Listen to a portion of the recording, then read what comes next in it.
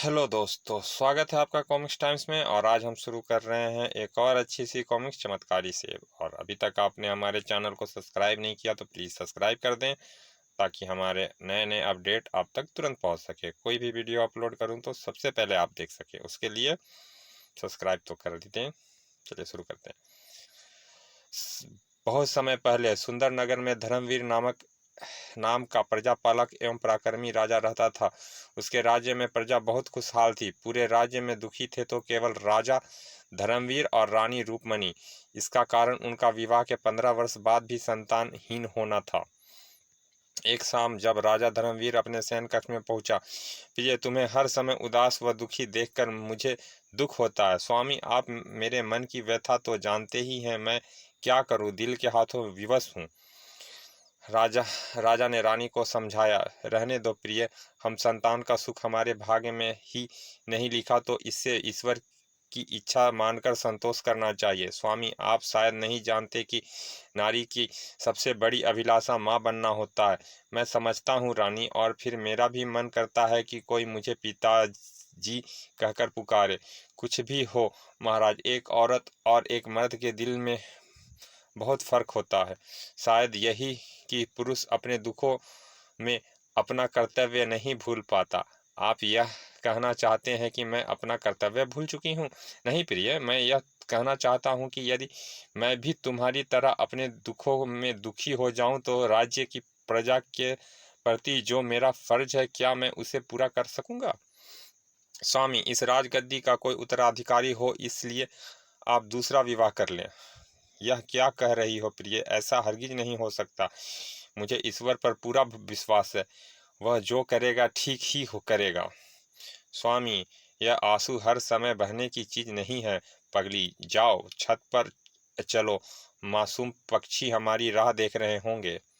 फिर राजा और रानी राजमहल की छत पर पहुंच गए। दाना डालते राजा की निगाह छत के मुंडे पर बैठे कबूतर कबूतरी के जोड़े पे पड़ी। देखो प्रिय, अपना राजा कितना दयालु है, रोज हजारों पक्षियों को दाना खिलाता है। हाँ नाथ, ऐसा राजा बड़े भाग्यवान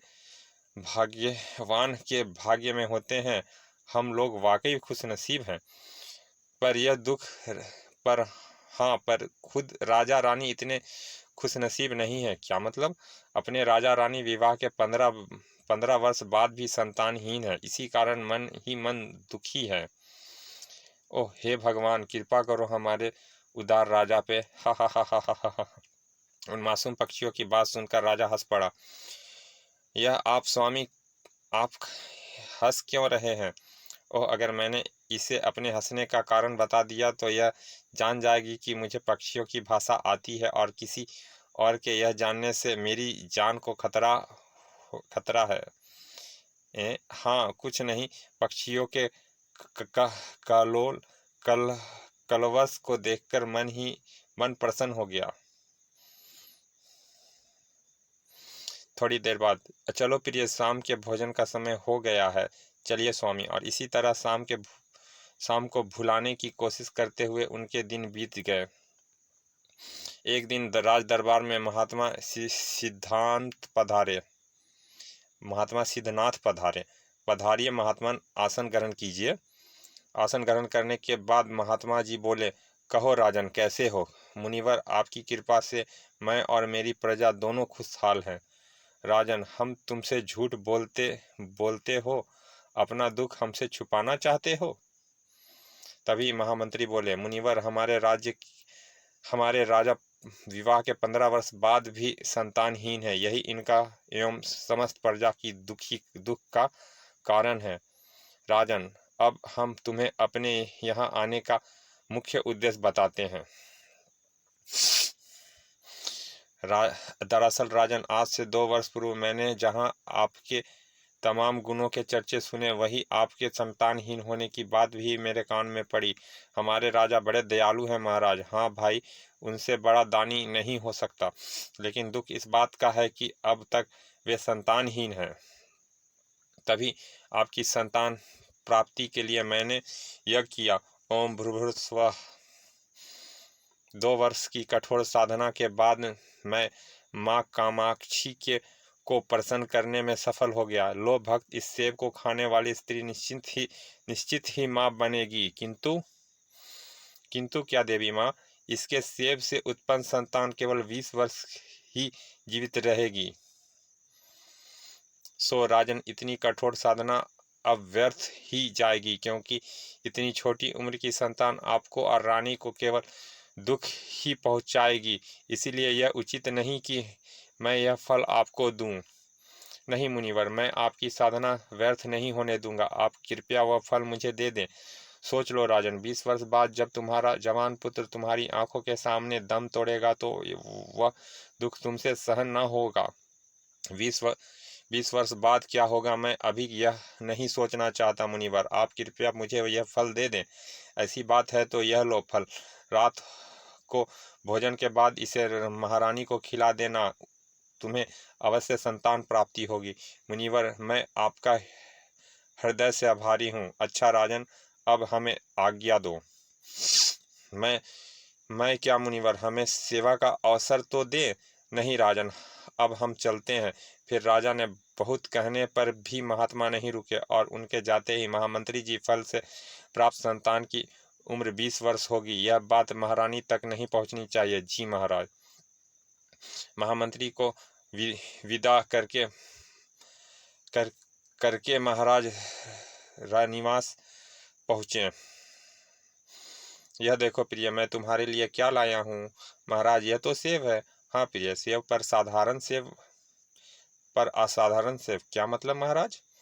यह सेब एक महात्मा जी ने तुम्हारे लिए दिया है। इसे खाकर तुम गर्भवती हो जाओगी। क्या सच स्वामी? यह सुनकर रानी खुशी से झूम उठी। बिल्कुल सच प्रिय। ओह स्वामी, आप नहीं जानते कि आप मुझे कितनी बड़ी खुशी प्रदान कर रहे हैं। और फिर उसी रात रानी ने भोजन के बाद वह सेब खा लिया। दिन बीते और रानी ने एक खूबसूरत बालक को जन्म दिया। जब दासी ने शिशु के जन्म की खबर राजा को दी तो हम तुमसे खुश हुए दासी, यह लो उपहार। महामंत्री जी, सारे नगर को खूब सजा दो, खजाने के मुंह खोल दो, खूब दान दो, पूरे नगर में मंगल दीप जलाओ। जो हुक्म महाराज। राजकुमार के जन्म की खुशी में सारे नगर को सजाया गया। शाही खजाने से लोगों को दिल खोल कर दान दिया गया। युवराज चिरंजीव हो, युवराज की जय हो। लोगों ने एक दूसरे को बधाई दी। राजकुमार के जन्म पर बधाई हो, तुमको भी बधाई हो। और रात को सारा नगर मंगलदीप से जगमगा उठा। 11 दिन बीतने पर राजा धर्मवीर ने राजकुमार के नामकरण के लिए राज ऋषियों को बुलाया।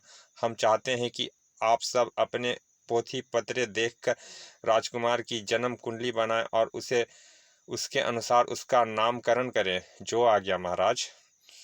सभी पंडित उसी समय राजकुमार की जन्म कुंडली बनाने में मगन हो गए। कुंडली बनने के बाद उन्होंने आपस में विचार विमर्श किया। फिर महाराज, राजकुमार ने सावित्री नक्षत्र में जन्म लिया है, अतः आप उसका नाम सुदर्शन रखिए। वैसे तो राजकुमार बड़ा ही वीर साहसी होगा, लेकिन क्या पंडित जी। महाराज, हमें क्षमा किया जाए, पर हमारे पोथी पत्रे यही बताते हैं कि राजकुमार की आयु 20 वर्ष होगी। ओह पंडित जी, आप लोग से एक अनुरोध है। आप आज्ञा दीजिए महाराज। राजकुमार की आयु की ज्ञान केवल आप लोगों तक ही सीमित रहना चाहिए। जो आज्ञा महाराज। अच्छा महाराज, अब हमें इजाज़त दीजिए। राजा ने विभिन्न उपहार देकर उन्हें विदा किया। समय बीतने के साथ राजा और रानी के प्यार एवं ममता की छांव में राजकुमार बड़ा होने लगा। 5 वर्ष का होने पर राजकुमार ने राजगुरु से विद्या ज्ञान पाना आरंभ किया। कुछ ही और बड़ा होने पर उसे युद्ध कला सिखाई जाने लगी। फिर समय जैसे पंख लगाकर उड़ा और देखते ही देखते राजकुमार सुदर्शन 18 वर्ष का हो गया। ओह कितना सुंदर, जितना सजीला है मेरा लाल। और दूसरी तरफ, ओह यह कैसी भाग्य विडंबना है, हमें 2 वर्ष बाद अपने प्राणों से प्रिय पुत्र को खोना पड़ेगा। फिर जब राजकुमार 19 वर्ष का हुआ तो अब मेरे बेटे की आयु मात्र 1 वर्ष शेष है। कैसे सहन कर सकूंगा मैं अपने बेटे की मृत्यु का दुख, कैसे देख सकूँगा उसकी ममता को विलाप करते। नहीं, मैं अपने बेटे की मृत्यु अपनी आंखों के सामने नहीं देखूंगा।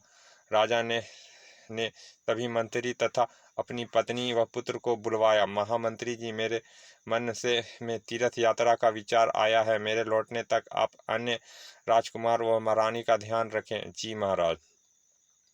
हम आपके साथ चलेंगे महाराज। नहीं, मेरे पीछे आप लोगों को यहाँ रहना आवश्यक है। किंतु पिताजी, कुछ नहीं बेटे, यह हमारी आज्ञा है। स्वामी की आज्ञा शिरोधार्य। महाराज की आज्ञा का पालन होगा, पिताजी की आज्ञा का पालन होगा। और फिर दूसरे दिन ही राजा धर्मवीर एक साधारण शिकारी के वेश में तीर्थ यात्रा के लिए निकल पड़े।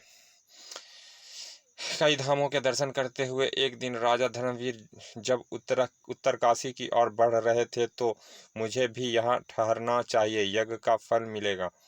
ओम भास्कराय नमः। तभी पश्चिम की ओर से आंधी उड़ती दिखाई दी। तभी आंधी ने एक राक्षस का रूप ले लिया। भागो, पिशाचमासुर आ गया। अरे पिशाचमासुर, हा हा हा। पिशाचमासुर ने एक शिष्य को पकड़ लिया। ओह बचाओ, और हवन की अग्नि में डाल दिया। ओह यह दुष्ट तो ऐसे सारे यज्ञ को नष्ट कर देगा। तभी पिशाचमासुर ने अपने माया जाल से गाय भैंस उत्पन्न किया और हवन की अग्नि में झोंक दिया। हा हा। मुनिवर, इसे रोकिए, भस्म कर दीजिए इसे साप देकर। नहीं, बस इस यज्ञ के होते हम क्रोध नहीं कर सकते। हमने क्रोध किया तो यह यज्ञ यक्ष की जगह अपस्य में बदल जाएगा। और किटुजू। ओह, किंतु मुनिवर, इस तरह तो यह यज्ञ कभी पूरा नहीं होगा। नहीं महर्षि, यह यज्ञ जरूर पूरा होगा। और राजा ने हवन की तरफ बढ़े पिशाचमासुर के हाथों का लक्ष्य बनाकर 2 तीर एक साथ छोड़े। तीर पिशाचमासुर के हाथों में धंस गए। ओह, यह कौन है जिसने हमें ललकार कर अपनी मौत को दावत दी है? यह हम हैं नालायक। तू साधु संतों को तंग कर रहा है, धर्म कार्य में विघ्न पैदा कर रहा है। ओह तू मच्छर, मेरे सामने तेरी हैसियत चींटी के बराबर है। चल भाग यहाँ से, अपनी जान बचा ले। चीखता क्या है नरधम, या युद्ध कर। युद्ध, हा हा हा। तुझसे, हा हा हा। अरे युद्ध बराबरों वाले से लड़ा जाता है मच्छर। जो गरजते हैं वो बरसते नहीं। हिम्मत है तो कुछ करके दिखा। ले, नहीं मानता तो जा मच्छर बन जा।